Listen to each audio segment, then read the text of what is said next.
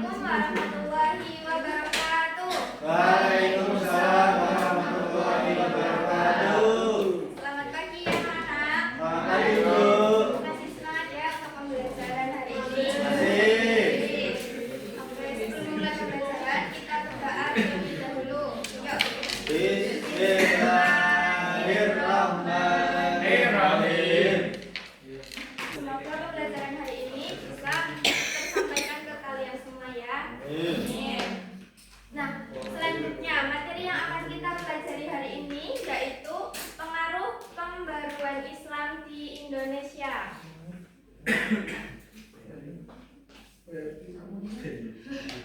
Nah, Ibu mau tanya terlebih dahulu nih, apa saja organisasi Islam modern di Indonesia yang kalian ketahui? NU, terus apa lagi? Ya, apa lagi? Jamiah Al-Khair, terus Syariat Islam, apa lagi? Apa? Persatuan Umat Islam, apa lagi? Persatuan Islam, Al-Irsyad Al-Islamiyah, apa lagi? Majelis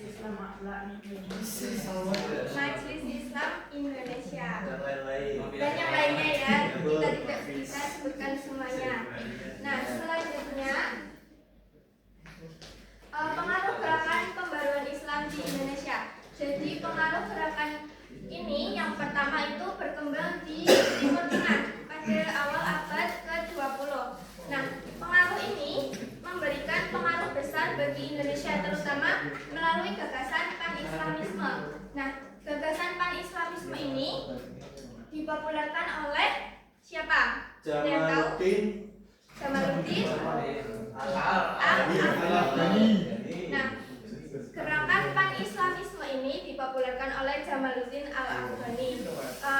Ini merupakan gerakan pan-islamisme ini merupakan suatu ideologi politik, yaitu lahirnya semangat persatuan, nasionalisme dan perjuangan untuk melawan penjajahan.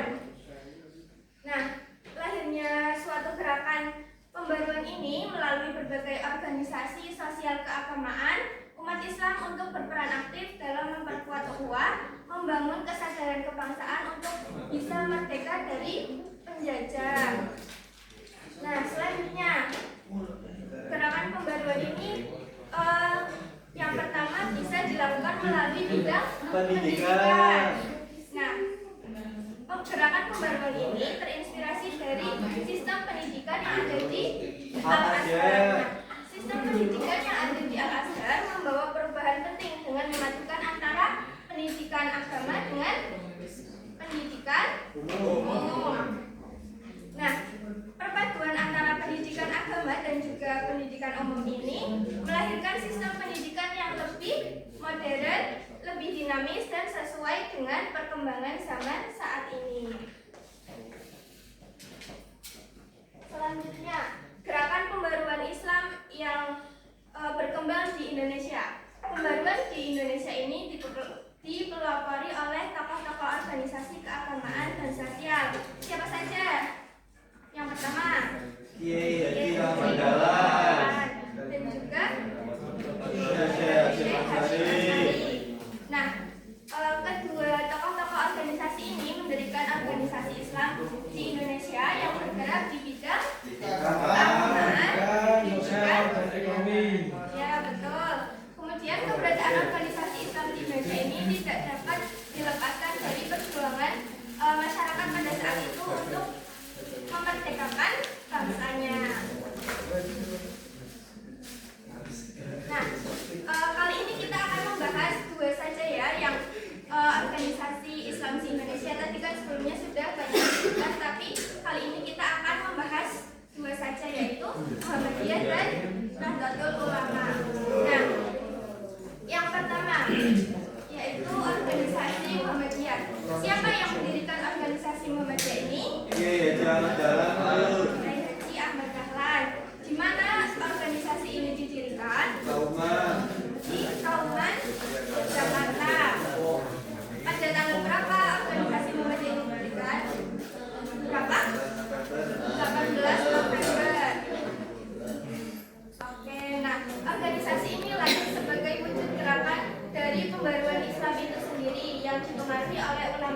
Indonesia yang bermukim di Mekah yang sebelumnya belajar kepada guru-guru yang ada di sana.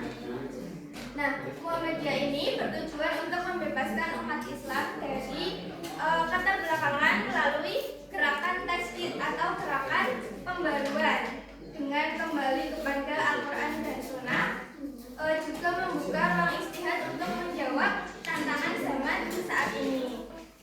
Nah, organisasi ini berupaya untuk membangun masyarakat yang maju, berilmu, dan berkemajuan. Selanjutnya kita lanjut ke organisasi kedua. Organisasi yang kedua itu apa? Nahdlatul Ulama. Siapa pendiri dari Nahdlatul Ulama itu? Kiai Hasyim Asy'ari. Nah, Nahdlatul Ulama ini didirikan pada tanggal berapa? 31 Januari 1926. Nah, Kiai Haji Hasyim Asy'ari ini sebagai tokoh utama pendiri dari organisasi Nahdlatul Ulama. Nah, organisasi Nahdlatul Ulama ini memiliki paham ahli sunnah wal jamaah. Ada yang tahu artinya apa itu ahli sunnah wal jamaah? Golongan mengikuti sunnah-sunnah Nabi.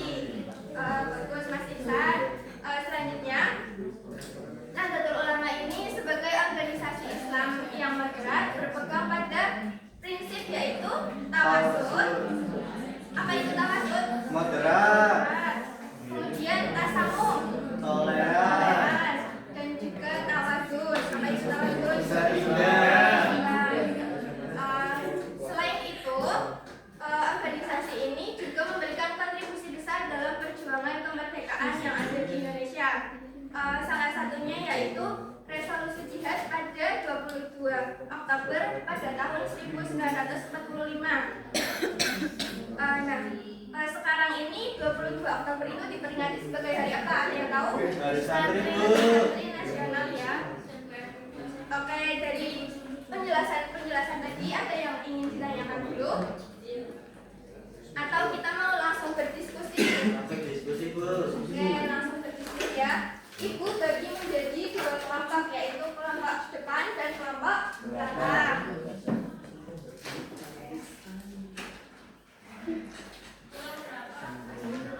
Kelompok depan bisa ditempel-tempel ya, ini soalnya di sini. Silahkan didiskusikan. Untuk kelompok dua.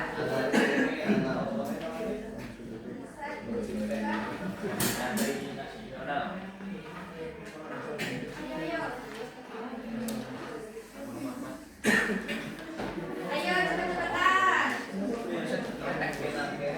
Oh iya, Bu.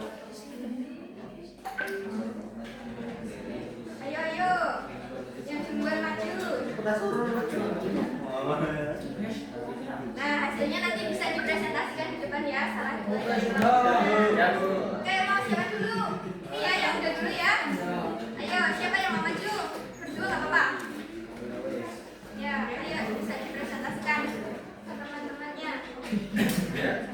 Izin lulusan saya dari kelompok 1, yaitu soalnya siapa pendiri Nahdlatul Ulama? Oh, alhamdulillah.